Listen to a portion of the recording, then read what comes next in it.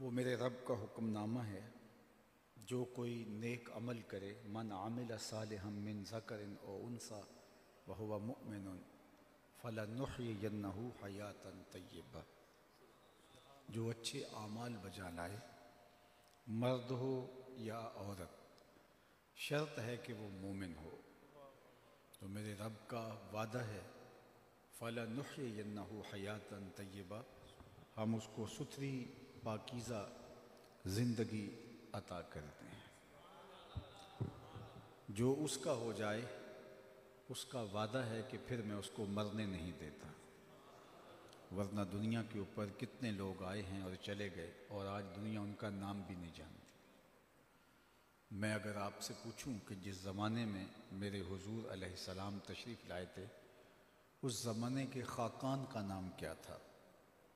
تاریخ کا گہرا مطالعہ رکھنے والا تو شاید مجھے بتا سکے، لیکن بہت سارے لوگ معذرت کر دیں گے کہ ہمیں ضرورت ہی نہیں ہے کہ اس کا نام یاد رکھیں۔ اچھا، میں پوچھتا ہوں، جس زمانے میں میرے آقا و مولا تشریف لائے، اس زمانے کے کیسر کا نام کیا تھا؟ اس دور کی سپر طاقت تھی رومن امپائر، لیکن آج لوگ اس کا نام بھی نہیں جانتے۔ میں پوچھتا ہوں، جس زمانے میں حضور تشریف لائے، اس زمانے کے کسریٰ کا نام کیا تھا؟ یہ دوسری بڑی طاقت تھی، لیکن بہت کم لوگ ہوں گے جو اس دور کے کسریٰ کا نام بتا سکیں گے۔ اور اگر میں اس محفل میں موجود سب سے کم عمر بچے سے پوچھوں کہ میرے حضور کے مؤذن کا نام کیا تھا، تو وہ سر اٹھا کے بلال حبشی کا نام لے گا۔ تو خاقان کا نام زمانے کو یاد نہیں ہے، کیسر کا نام مٹ گیا، کسریٰ کا نام گلدستہ طاق نسیاں بن گیا، لیکن حضور کے مؤذن کا نام کائنات کے جس گوشے میں بھی چلے جاؤ، آپ کو بلال حبشی کے نام کی مسجد ضرور ملے گی۔ اقبال تڑپ کے بولا، اقبال یہ کس کے عشق کا فیض عام ہے، اقبال یہ کس کے عشق کا فیض عام ہے، رومی فنا ہوا حبشی کو دوام ہے۔ رومی شہنشاہ کا دنیا نام بھی نہیں جانتی، لیکن بلال حبشی کا نام سینوں میں لکھا ہوا ہے۔ تو جو کہا میرا ہو جائے، پھر میں اس کو مرنے نہیں دیتا۔ فَلَنُحْيِيَنَّهُ حَيَاةً طَيِّبَةً۔ علماء تشریف فرما ہیں، طلباء بھی موجود ہیں۔ نحیینہ کے اندر مادہ حیات موجود ہے، لیکن حیاتاً طیبہ الگ سے ذکر کر کے اس کی تاکید مزید کر دی گئی کہ کوئی ابہام باقی نہ رہے کہ پھر جو میرا ہو جائے، پھر میں اس کو ستھری پاکیزہ زندگی سے نواز دیتا ہوں۔ اللہ اکبر۔ دنیا میں آتے تو سارے مرنے کے لیے ہیں، کچھ لوگ جیتے جی مرے ہوتے ہیں، اور کچھ لوگ مر کے بھی نہیں مرتے۔ علامہ اقبال نے نظریہ ارتقاء پیش کیا ہے۔ ایک تو ڈارون کا نظریہ ارتقاء ہے، جو بہت ہاتھوں ہاتھ اس کا نظریہ لیا گیا کہ مختلف جانوروں کی مہذب شکل ہے انسان، جبکہ قرآن نے اس کی نفی کی، اور انسان کے عالی مرتبت آغاز کا ذکر ان کلمات سے ارشاد کیا، لَقَدْ خَلَقْنَا الْإِنسَانَ فِي أَحْسَنِ تَقْوِيمٍ۔ یہ بندروں اور ریچھوں کی مہذب شکل نہیں ہے، بلکہ حضرت انسان کو احسن تقویم میں پیدا کیا گیا۔ جب حضرت آدم کا ابھی خمیر گویا جا رہا تھا، تو فرشتوں کی پیشانی کو سجدے کے لیے آمادہ کیا جا رہا تھا۔ اس کا آغاز ہی عالی مرتبت ہے، لیکن خیر اس نے کہا کہ جناب مختلف جانوروں کی مہذب شکل موجودہ انسان ہے، تہذیب پاتے پاتے اس مرتبے تک پہنچ گیا۔ یہ ہے اس کا نظریہ ارتقاء۔ اقبال نے جو نظریہ ارتقاء پیش کیا ہے وہ اس سے مختلف ہے۔ جب ان کی ماں انتقال کر گئی تو اس وقت وہ یہاں ارض ہند میں نہیں تھے، تو ان کو وہاں خبر دی گئی کہ آپ کی ماں کا انتقال ہو گیا۔ تو جب انہیں خبر پہنچی تو انہوں نے ایک طویل مرثیہ لکھا، جو آج بھی کلیات اقبال میں آپ دیکھ سکتے ہیں۔ والدہ مرحومہ کی یاد میں، اس میں ماں کے بچھڑ جانے کے صدمے کو بیان کرتے ہیں۔ آہ وطن میں ہوگا اب کس کو میرا انتظار، کون میرا خط نہ آنے سے رہے گا بے قرار، آرزو لے کر تیری خاک تربت پہ آؤں گا، اب دعائے نیم شب میں کس کو میں یاد آؤں گا۔ تو اس میں اقبال نے فلسفہ موت و حیات بیان کیا ہے، اسی میں والدہ مرحومہ کی یاد میں، اور پھر اس میں ارتقاء کا نظریہ جو اقبال کے ہاں ہے اس کو بیان کیا۔ بات تو بہت طویل ہو جائے گی اگر اس کو تفصیل میں ہم گفتگو کریں اس پر، لیکن میں جو اس کا مرکزی نقطہ ہے وہ آپ کے سامنے رکھنا چاہتا ہوں۔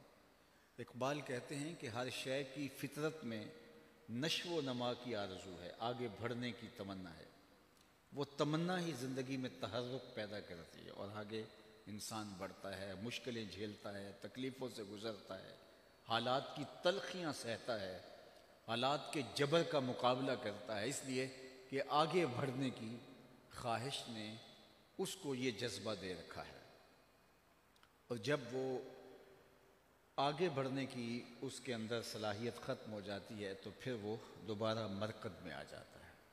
اس کی مثال انہوں نے ایک بیج سے دی ہے کہ بیج کو جب زمین کی کوکھ میں ڈال دیا جاتا ہے اور پھر اس کے اوپر مٹی انڈھیل دی جاتی ہے تو وہاں وہ بے چین ہوتا ہے نشو و نما کے لیے، پھر کونپل بن کے پھوٹتا ہے، پھر کونپل تنا بنتی ہے، تنے پہ شاخیں ہوتی ہیں، یہ اس سے مزید بہتر شکل، شاخوں پہ پتے آتے ہیں، یہ مزید اس کا ارتقائی مرحلہ اور اس کی مہذب صورت، پتوں سے کلیاں بنی، شگوفے بنے، کلیوں سے پھول بنا، جب کلیاں کھل کے پھول بن گئیں تو اس کے بعد اس کا ارتقاء کا اگلا مرحلہ پھل بننا تھا، وہ پھول پھل بن گئے، اور جب پھل بن گئے تو اس عالم رنگ و بو میں اس بیج کے لیے ارتقاء کے سارے مرحلے طے ہو گئے۔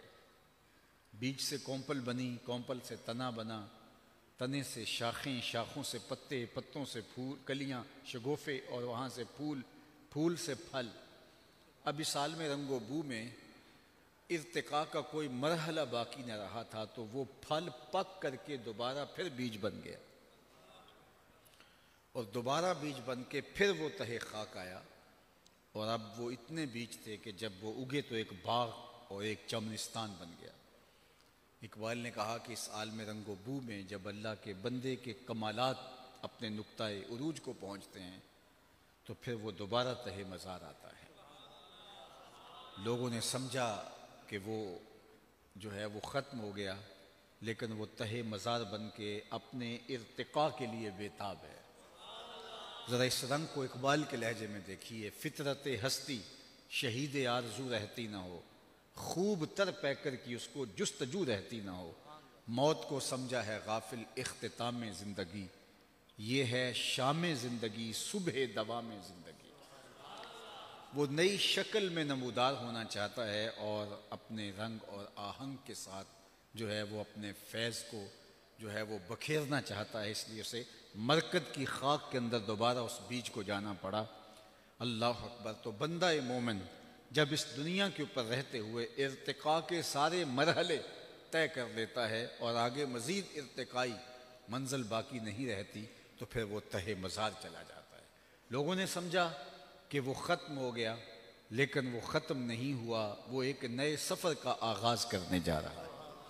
اب سنیے، فطرت ہستی شہید آرزو رہتی نہ ہو، خوب تر پیکر کی اس کو جستجو رہتی نہ ہو، موت کو سمجھا ہے غافل اختتام زندگی، یہ ہے شام زندگی صبح دوام زندگی، فلا نحیینہ حیاتا طیبہ، یہ ہے وہ زندگی کہ جو اللہ ایک بندہ مومن کا مقسوم کرتا ہے۔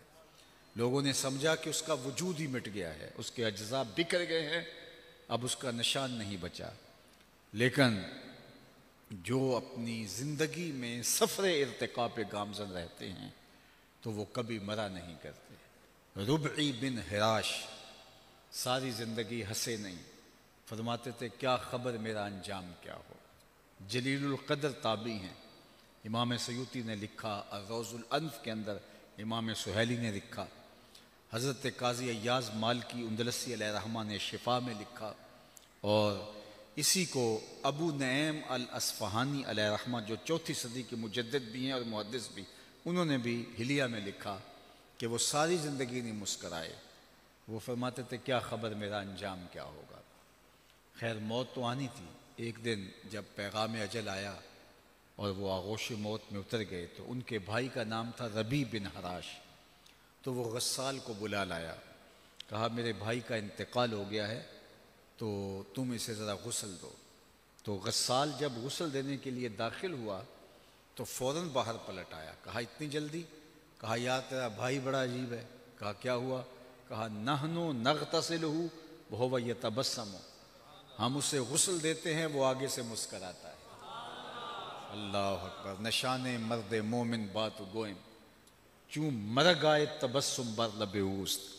اقبال نے کہا آ تجھے اللہ کے بندے کی نشانی بتاؤں، جب موت آتی ہے تو اس کے چہرے پہ مسکراہٹ ہوتی ہے۔ اللہ اکبر، چونکہ اس نے کامیاب زندگی گزاری ہے اور یہ لمحہ اس کے لیے خوشخبری ہے۔ تحفۃ المومن الموت کا یہ عملی ظہور ہے۔ اوروں کے لیے تو موت بھیانک ہوتی ہے، لیکن جنہوں نے اپنی زندگی اللہ کے نام وقف کر دی، اس کے نام لگا دی، تو پھر یہ موت ان کے لیے ایک بھیانک منظرنامہ نہیں ہے بلکہ یہ تحفہ بن جاتی ہے۔ حضرت ابراہیم علیہ السلام کی خدمت میں اسرائیل حاضر ہوئے قبض روح کے لیے، تو پوچھا کدھر آئے ہو؟ کہا قبض روح کے لیے۔ کہا عجیب بات ہے، رب مجھے اپنا خلیل بھی کہتا ہے اور تجھے قبض روح کے لیے بھیج دیا۔ کبھی ایسا بھی ہوا ہے کوئی یار بھی یار کی موت چاہے؟ وہ مجھے خلیل کہتا ہے اور تجھے قبض روح کے لیے بھیجا، کوئی یار بھی یار کی موت چاہتا ہے؟ کہا میں تو حکم کا پابند ہوں، جا کے بارگاہ عزدی میں عرض کر دیتا ہوں۔ جبریل حاضر ہوئے، کہا مالک تیرے خلیل کے پاس گیا تھا، یہ پیغام ہے تیرے نام۔ تو کہا میرے خلیل کے پاس پھر جاؤ، میرا سلام دو اور کہنا کہ کبھی ایسا بھی ہوا ہے کوئی یار یار کو بلائے اور وہ ملنے بھی نہ آئے تو روح بے چین ہوگی۔ کہا دیر نہ کر، ابھی قبض کر دے۔ تو پھر موت بھیانک نہیں ہوتی، موت تحفہ بن جاتی ہے۔ اور شیخ سعدی شیرازی نے تو یہاں کمال کر دی، کہا جب دنیا پہ تو آیا تھا تو تو روتا تھا، یہ ہنستے تھے۔ زندگی ایسے گزار کہ تو ہنستا ہوا جائے، یہ روتے رہ جائے۔ یہ نہیں کہ روتا آیا تھا روتا ہی چلا جائے۔ جب بچہ پیدا ہوتا ہے تو پیدا ہوتے ہی جو اس کا چیخنا ہے، اس کا رونا ہے، یہ اس کی زندگی پہ دلالت ہے کہ یہ زندہ پیدا ہوا ہے۔ جب تک بچہ روتا نہیں ہے، چیختا نہیں ہے، ماں باپ پریشان ہوتے ہیں، پتہ نہیں گوشت کا لوتھڑا زندہ ہے یا مردہ ہے، تو اس کا رونا جس کو عربی میں استحلال کہتے ہیں، وما اہل بہ لغیر اللہ، یہ بھی یہی سے نکلا ہے۔ اندر ذبح جو پکار اٹھتی ہے وہ اللہ کے علاوہ کسی اور نام کی نہیں ہونی چاہیے۔ اگر کسی نے بسم شیخ عبد القادر پڑھ دیا اور جانور ذبح کر دیا، حرام ہو جائے گا۔ بسم محمد پڑھ کے ذبح کر دیا، حرام ہو جائے گا۔ 11ویں کا ہو، 12ویں کا ہو، عقیقے کا ہو، ولیمے کا ہو، ذبح کرتے ہوئے اللہ کا نام لیا جائے تو حرام نہیں ہوگا۔ اللہ اکبر۔ تو وہ جو آواز اٹھتی ہے اس کو استحلال کہتے ہیں۔ بلکہ حضور سے پوچھا گیا کہ حضور جب بچہ پیدا ہوتا ہے تو روتا کیوں ہے؟ طبرانی نے موجم میں لکھا، پوچھا گیا کہ جب بچہ پیدا ہوتا ہے تو روتا کیوں ہے؟ فرمایا اس کے ساتھ ایک اہم ذات جنم لیتا ہے جو اس کی پسلیوں کو چھیڑتا ہے، جس کی وجہ سے وہ روتا ہے۔ تو صحابہ نے دوسرا سوال کیا کہ حضور جب آپ آئے تھے تو آپ کے ساتھ بھی ہمزاد آیا تھا؟ فرمایا ہاں۔ تو کہا کہ اس نے تو آپ کو کوئی اس طرح کی چیز نہیں کی؟ تو فرمایا اس نے کیا چھیڑنا تھا؟ اس کی نظر میرے چہرے پہ پڑ گئی۔ فلما رآنی اسلم، جب اس نے مجھے دیکھا اس کے لبوں پہ کلمہ جاری ہو گیا۔ جواہر البحار،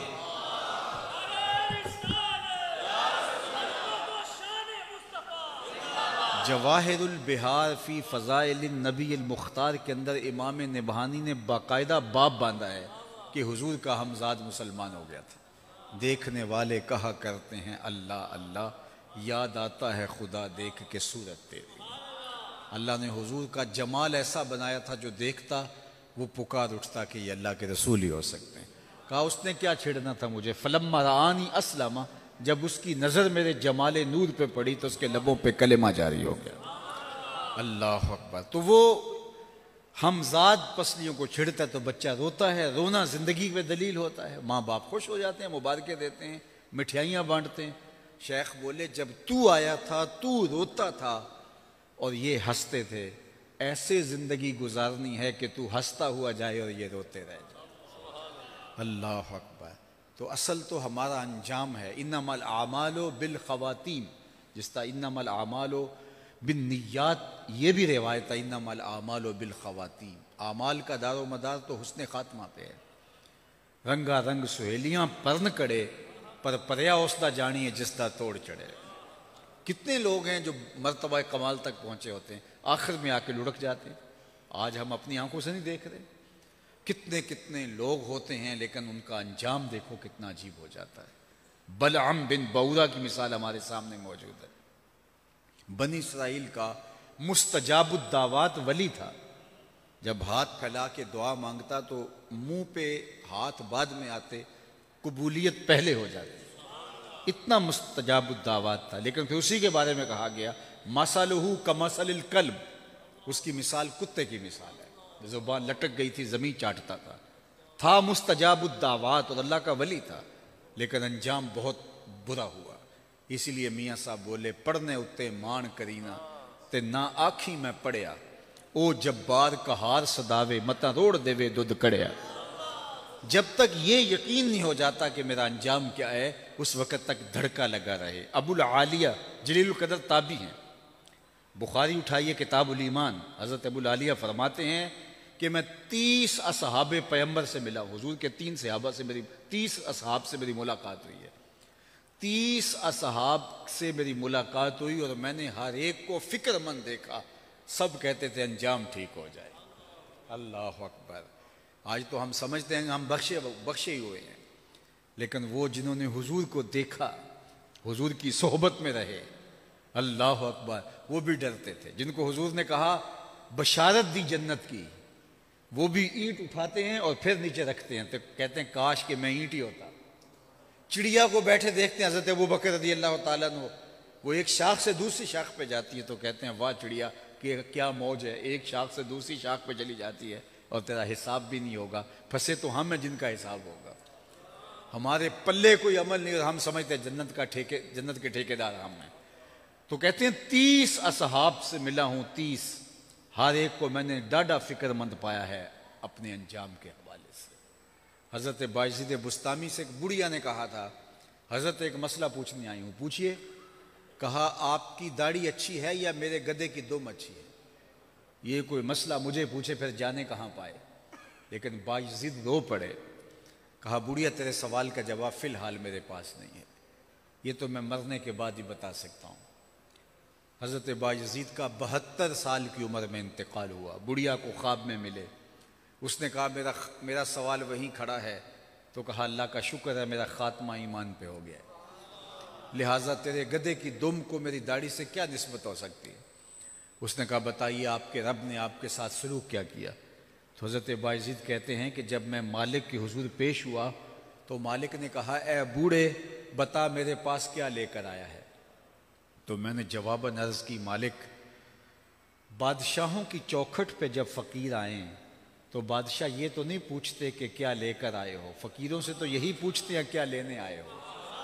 میں لے کر کچھ نہیں آیا، تیری رحمت کا سوالی بن کے آیا ہوں، اللہ نے بغیر حساب کے میری مغفرت فرما۔ تو ربی بن حراش ساری زندگی نہیں مسکرائے، فرماتے تھے کیا خبر میرا انجام کیا ہوگا۔ آخری وقت ہوا، کہا تیرے بھائی کو غسل دینے داخل ہوئے، بڑا عجیب شخص ہے، نحنو نغتسلہ وہو یتبسم، ہم اسے غسل دیتے ہیں وہ آگے سے مسکرا رہا ہے۔ کہا میرے بھائی نے قسم کی تھی جب تک اچھا انجام نہیں دیکھوں گا مسکراؤں گا نہیں۔ پورے بصرے میں خبر پھیل جاتی ہے ایک بندہ مرنے کے بعد یوں مسکرایا ہے۔ اپنے بیگانے، نقاد، محبین، سب طرح کے لوگ ہوتے ہیں۔ ایک بہت بڑا ہجوم ربی کے گھر کی جانب روانہ ہوا، تیکھے تیکھے سوال لیے، کوئی کہتا ہے یار بندہ تو نیک تھا، ہو سکتا ہے اسے اعزاز ملا ہو، کوئی کہتا ہے یہ گھڑی ہوئی کہانیاں ہیں، بندہ کوئی مرنے کے بعد بھی مسکرا سکتا ہے۔ لوگ سوال لیے ہوئے، کوئی زیارت کے شوق میں، کوئی محض تماشائی ان کے گھر کی طرف رخ کرتے ہیں۔ اتنے میں انہیں غسل دے کے چارپائی پہ ڈال دیا گیا تھا، کفن اڑا دیا گیا تھا۔ جب لوگ داخل ہوئے، قبل اس سے کہ یہ کوئی سوال کرتے، روبی بن حراش جو فوت ہو چکے ہیں، انہوں نے کفن ہاتھ سے باہر نکالا اور آنے والوں سے مخاطبت کرتے ہوئے کہا السلام علیکم۔ لوگ حیرت میں ڈوب گئے، وعلیکم السلام اتتکلم بعد الموت، عجیب بات ہے، مرنے کے بعد باتیں کر رہے ہو؟ قال نعم اتکلم بعد الموت، ہاں میں مرنے کے بعد باتیں کر رہا ہوں۔ لوگوں نے پوچھنا شروع کر دیا، بتا تیرے رب نے تیرے ساتھ سلوک کیا کیا؟ تو ربی بولتے ہیں استقبلنی ربی غیر غضبان واستقبلنی بروح و ریحان، اس کے چہرے پر کوئی غصہ نہیں تھا، اس کی قدرت کے چہرے پہ کوئی غصہ نہیں تھا، اس نے روح و ریحان کے پھول میرے گلے میں ڈال کے میرا استقبال کیا۔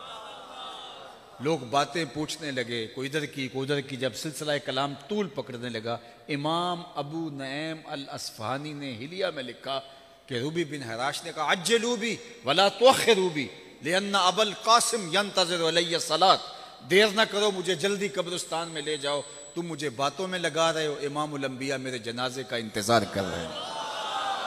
عرش فرش تے بانگا ملیاں تے مکے پہ گیا شور، بلے شاہ سا مرنا نہیں تے گور پیا کوئی ہور، فالا نحیینہ حیاتاً طیبہ، فطرت ہستی شہید آرزو رہتی نہ ہو، خوب تر پیکر کی اس کو جستجو رہتی نہ ہو، موت کو سمجھا ہے غافل اختتام زندگی، یہ ہے شام زندگی صبح دوام زندگی۔ میں آپ سے پوچھتا ہوں، آج سے 50 سال پہلے سیالکوٹ کے کمشنر کا نام کیا ہے؟ تو آپ خاموش ہو گئے۔ آج سے 40 سال پہلے کے ڈی سی او کا نام کیا تھا؟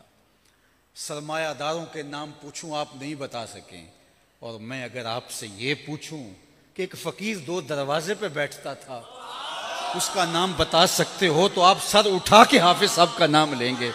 فطرت ہستی شہید آرزو رہتی نہ ہو، خوب تر پیکر کی اس کو جستجو رہتی نہ ہو، موت کو سمجھا ہے غافل اختتام زندگی، یہ ہے شام زندگی صبح دوام زندگی، فالا نحیینہ حیاتاً طیبہ وآخر دعوانا ان الحمد للہ رب العالمین۔